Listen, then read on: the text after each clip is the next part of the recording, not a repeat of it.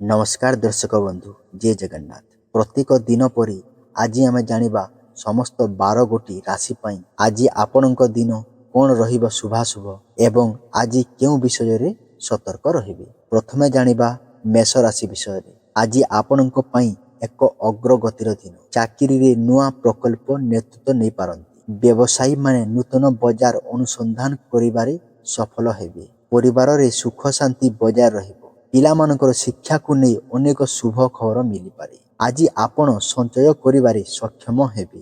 पूर्वरु काहाकू देइथिबा टंका फेरस्त पाइबार संभावना अछि।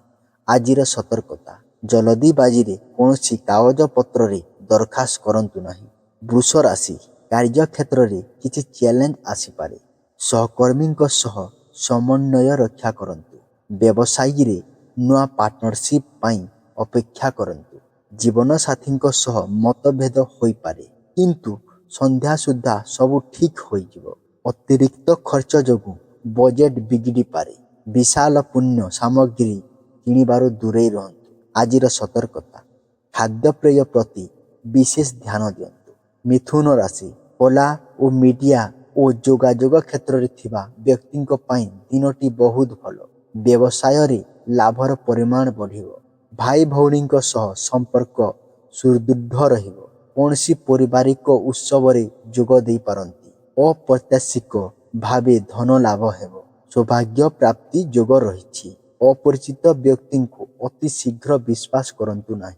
कर्कट राशि सोमवार प्रभु शिवंकर कृपारु आपनकु चाकरी रे पदोन्नति मिली पारे। व्यवसाय रे संप्रसारण पाई योजना प्रस्तुत करिवे। मां को स्वास्थ्य रे सुधार आसिबो। गृह रे मांगलिक वातावरण रहिबो। संपत्ति क्रय विक्रय रु लाभ मिलिबो। भाग्यर सहयोग मिलिबो। आजिर सतर्कता भाव प्रवण होई कोनोसी निष्पत्ति नियंतु नाही। सिंह राशि सरकारी कार्य रे सफलता पाइबे। व्यवसाय रे प्रतिद्वंदीक उपरे भारी पड़िबे। नूतन नियुक्ति मिली पारे। पितांक परामर्श आपणक पाई लाभदायक हेबो। सामाजिक प्रतिष्ठा वृद्धि पाइबो। आर्थिक दिग सुदृढ़ रहिबो। पुराना निवेश रु उत्तम रिटर्न मिलिबो। आजिर सतर्कता अहंकार ठारू दूरे रुहंतु नचेत शत्रु बढ़ी पारंती। कन्या राशि अधूरा काम शेष करबाकू चेष्टा करंतु। चाकरी रे कार्यभार बढ़ी पारे।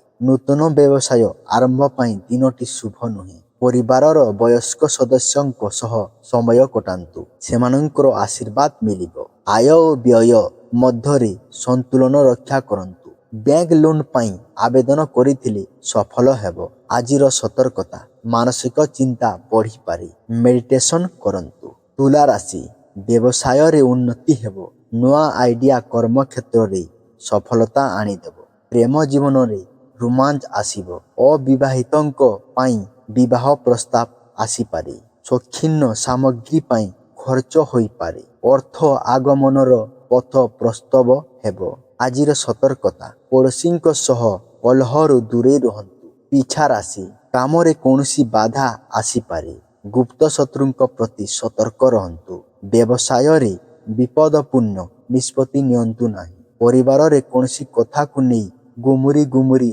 अशांति रही पारे। कथावार्ता माध्यम रे सावधान करंतु। ऋण नेबा किंबा देबा पाई दिनटी भल नुहे। आजिर सतर्कता दुर्घटना प्रति सावधान रहंतु।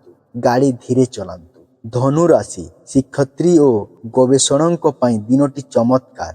विदेश संबंधी व्यवसाय रे बड़ ऑर्डर मिली पारे। संतानों सफलता रे गर्व अनुभव करिवे। परिवार सह कोनसी पार्क किंबा मंदिर जाई पारंती। आज आपनक किछि संचय योजना रे निवेश करि पारंती। आजिर सतर्कता कोनसी कामरु काली पाई पठाई रखंतु नाही। मकर राशि रियल एस्टेट और निर्माण कार्य रे थिबा व्यक्ति विशेष उपकृत हेबे। कर्म क्षेत्र रे कठिन परिश्रमर फल मिलिबो। घरर मरामती पाई योजना करि पारंती। जीवन साथी पूर्ण सहयोग मिलिबो। अचल संपत्ति को आय बढ़िबारे संभावना अछि। आजिर सतर्कता अंटा किंबा आंठु जंत्रणा होई पारे। कुंभ राशि आपणकर कार्य कौशली रे परिवर्तन आनिबे। नूतन ज्ञान कौशल शिखिबा पाई आग्रही हेबे। मार्केटिंग क्षेत्र रे थिबा लोकंक पाई दिनटी शुभ। ସାମାଜିକ କାର୍ଯ୍ୟରେ ଅଂଶଗ୍ରହଣ କରିବେ। ସାଙ୍ଗସାଥୀଙ୍କ ସହ ସମୟ ଭଲରେ କଟିବ। ଆର୍ଥଭାବ ଦୂର ହେବ।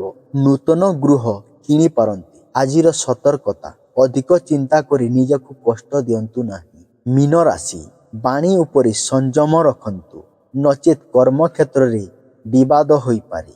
ବ୍ୟବସାୟରେ ଛୋଟ ଛୋଟ ଭୁଲ ପ୍ରତି ନଜର ଦିଅନ୍ତୁ। ସମ୍ପର୍କୀୟ ସହ କୌଣସି ବିଷୟରେ ଆଲୋଚନା ହୋଇପାରେ। ଧର୍ମ କାର୍ଯ୍ୟରେ ଯୋଗ ଦେଇ ଶାନ୍ତି ପାଇବେ। ଖର୍ଚ୍ଚ ଉପରେ ନିୟନ୍ତ୍ରଣ ରଖିବା ନିହାତି ଆବଶ୍ୟକ। ଆଜିର ସତର୍କତା, ଆଖି ଓ କାନ କୌଣସି ସମସ୍ୟା ହୋଇପାରେ। ଆପଣଙ୍କ ପାଇଁ ଆଜିର ମନ୍ତ୍ର ଓଁ ନମଃ ଶିବାୟ। ଏହି ମନ୍ତ୍ରକୁ 108 ଥର ଜପ କଲେ ସମସ୍ତ ବାଧାବିଘ୍ନ ଦୂର ହେବ। ଆଜି ପାଇଁ କିଛି ଖାସ୍ ପରାମର୍ଶ।